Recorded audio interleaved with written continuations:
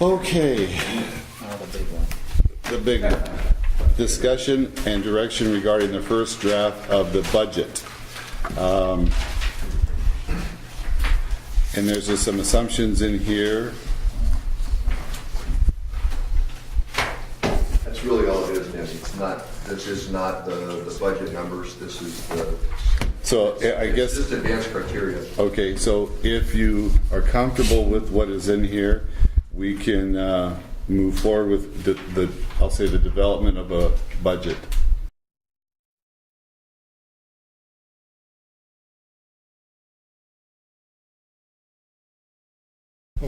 With the assumptions, the proposed assumption, and then when the finance committee gets together, they can take these assumptions, look over the numbers, and say, because normally the finance committee will meet with Pete to help review the budget before presentation. So if you're comfortable with that, we can ask Pete to move forward with this budget proposal or development process, because this is just a development. Okay.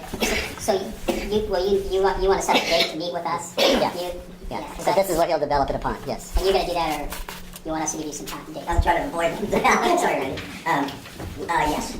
Yeah. It would be good if we could come away with an idea of the upcoming schedule, just so that I know how to plug things in. It's pretty easy for me to go forward with a budget with some initial board input. That's the purpose of this. It's just to get some initial board input. Otherwise, we as a committee might get together and then come back to the board and then not. Right. It doesn't pass the test at all. Any comment on this? Yeah, hard to maybe it's hidden in here someplace, but I think that someday we're going to have to get some trucks out there. These trucks are pretty, I said vehicle maintenance, but someday we need to go in with some other agencies and buy some trucks. But it's pretty beat up to me. That's all I'm saying. Okay, Russ, any comment? Well, I mentioned earlier that I was really happy with the accuracy of our this year's current budget. I want to make sure that we kind of stay with the same parameters that led to a good budget this year. And we had some surprises as capital expenses, but as far as the operating side of it, that was just really nice to see, and it's encouraging. And so that's I guess. Well, we don't know that so far we don't look like we're going to have a drought. So that's not an emergency item that's coming out. And I have a note on the next item for vehicles. So I agree with you on that. Jim, any budget? Okay. Public comment on the proposal moving this development? It's not in stone or the ink hasn't dried, so. What did we ever do on the post-medical retirement benefits? It was reviewed by the attorney, if my memory is correct. Right. And we put in a resolution, if I can remember right, that as of the beginning of 2016, anybody hired as of or after 2016 would not get any post-medical requirement. Medical. Right, but retrospectively, what has been done? Retrospectively, it was not clear from our perspective, and so those people that were hired in that interim prior to 2016 qualified. So they okay. All right. That was it. Wow. So.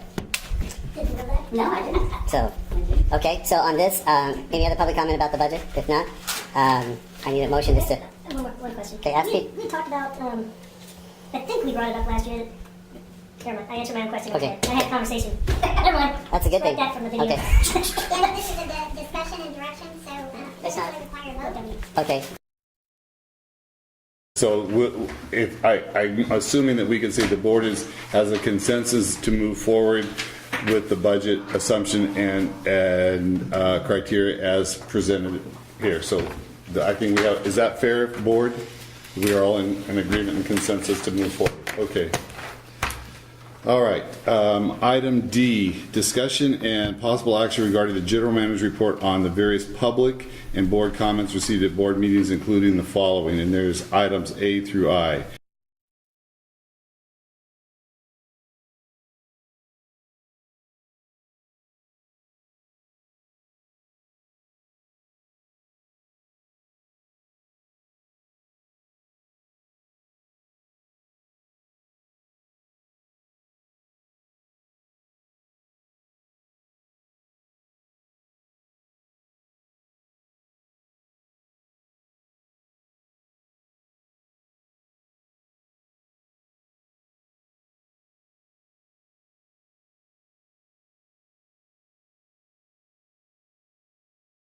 So Pete, I'm going to ask you, I've read this, if you want to go through and stay focused. I think we've hit some of them, but if you want to go back through them, that's fine, and I'm going to let you drive this one.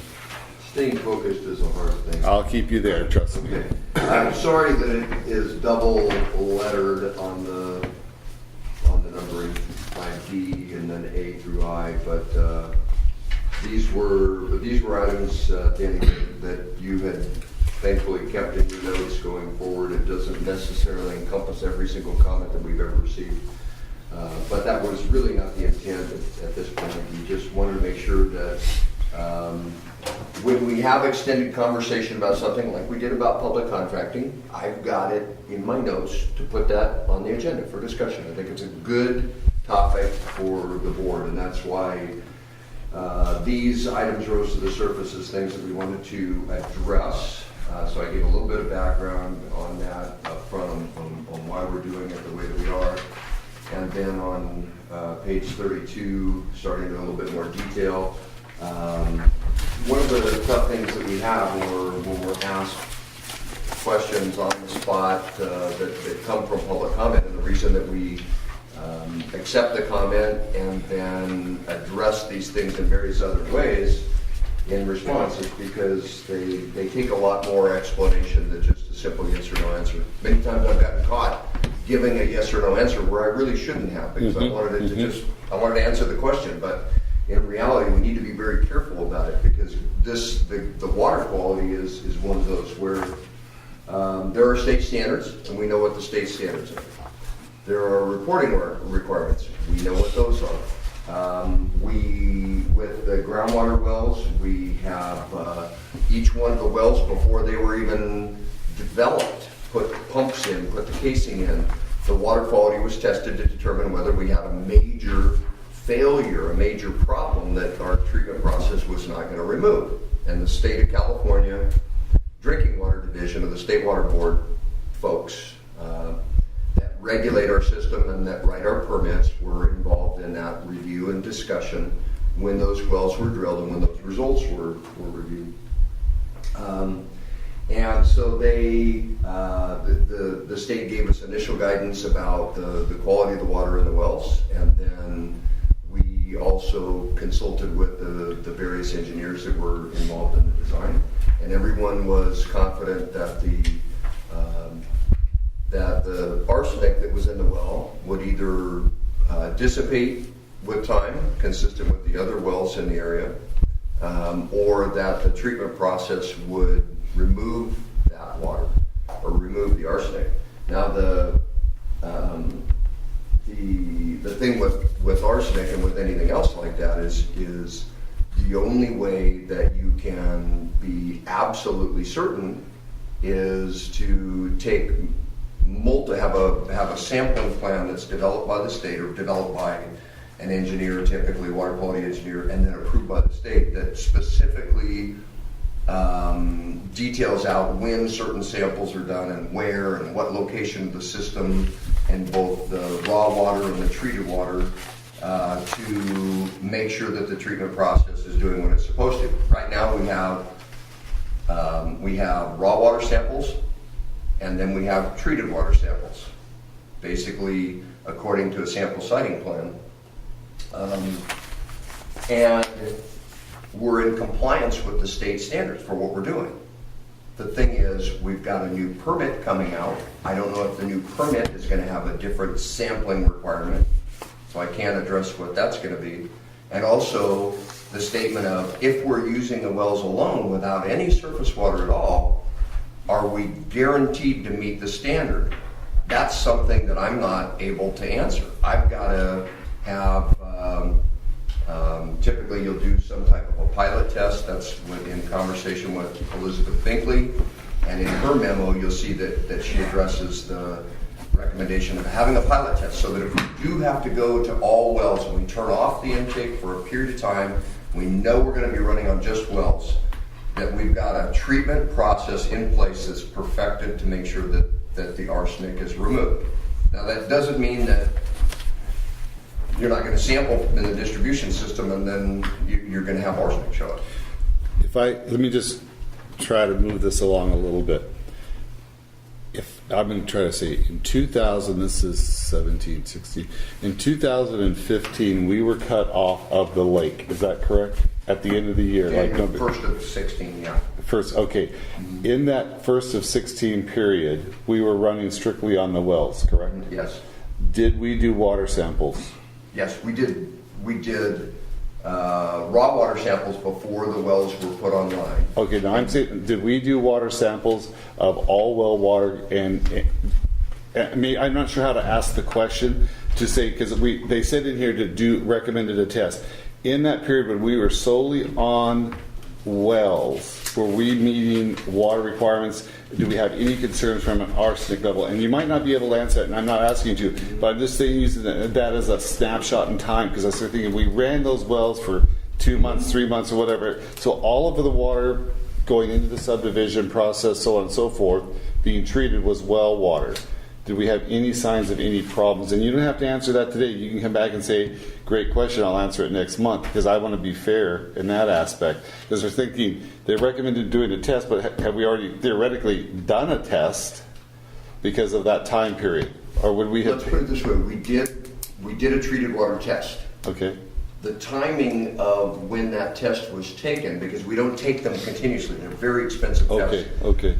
The timing of when that test was taken, I can't tell you how that correlated with that first period of time. Okay. Okay? All right. All the water went through the treatment plant, Right. you know. But I'd have to look at the records to determine when we took that sample in the distribution system versus that period of time when it was just well water going into the treatment plant. There was no requirement by the state to do anything differently than our permits require. I mean, all of this is, they're the ones who regulate it, so anyway, that was, it's a complex, Right. Okay. situation. It's, if you want to do it and, and really be assured on everything, it's just a matter of money. We can do almost anything with engineers and money. But, we've got to be prepared for the price tag on it. But we certainly, when you ask me, did it meet standard? We did not have an arsenic. There was not a detectable arsenic amount above the action level in the distribution system. So there was no violation, no need to report, no need to do anything differently because of that. So. Moving on, the plan for operations, I can summarize it pretty easily, and we'll use them obviously when we need to in drought or facility emergencies, and we'll also rotate through 1 well a month. That's just the plan to keep them. To keep them functioning, to be able to monitor, make sure that their performance is still the same month after month. We've got the SCADA in place to be able to monitor the water level in the well and the amount of water produced, so all of that information is there. So we would go monthly when we do the remote readings. We'd switch, kind of like changing a battery in a smoke detector. Do you have to manually switch them, or can you do it from your plant? Manually operate them, or do you switch them from your plant to run them? We can operate it from the SCADA. We can turn them on. Okay. And we know which one's running. Okay. And we can do pump run reports and that kind of stuff.